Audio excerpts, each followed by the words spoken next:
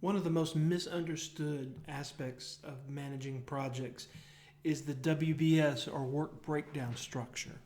The work breakdown structure is part of scope, and project scope is all about what the project will deliver, not who, not how, not when, not how much does it cost, because it's about what. The WBS will include only deliverables, no activities. I want to show you this example from the Larson and Gray text of a work breakdown structure, but there's a little bit more than work breakdown structure going on here, so I want to walk you through it. Again, the work breakdown structure is part of scope, and there's three major pieces of the scope baseline: the simple scope statement, the work breakdown structure, and the WBS dictionary. And the WBS dictionary is simply a listing of deliverables with a simple description of each.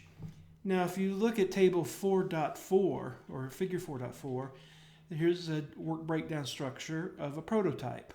Underneath the prototype is hardware, CPU, perhaps other items, power supply, etc. Notice there's multiple levels. So there's hierarchies. It's hierarchical, and then there's multiple columns, different categories of deliverables. So I refer to it as a structured outline that's hierarchical and categorical.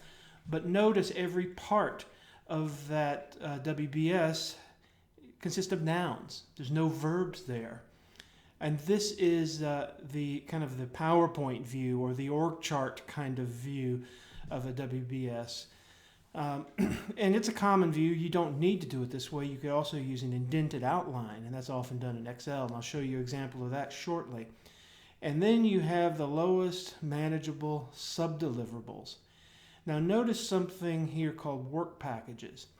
Work packages take the lowest level subdeliverables and bundle it with activities and resources and budgets. And the rule of thumb is that work package should take no more than about 2 weeks. This is a work administration tool. It's not part of the WBS, but it kind of goes between the WBS and the schedule development, simply because it has elements of both, and it's known as the work package. Sometimes you will hear people say the work package are the lowest manageable subdeliverables. Well, no, the lowest manageable subdeliverables are elements that are found in work packages, along with budgets, resource assignments, and milestones. And again, it's designed to take, as a rule of thumb, no more than 2 weeks. I'm going to show you one other view. Here is an example of a WBS mapped to something called an OBS. If you look at the bottom left-hand corner, you see organization and elements of the organization.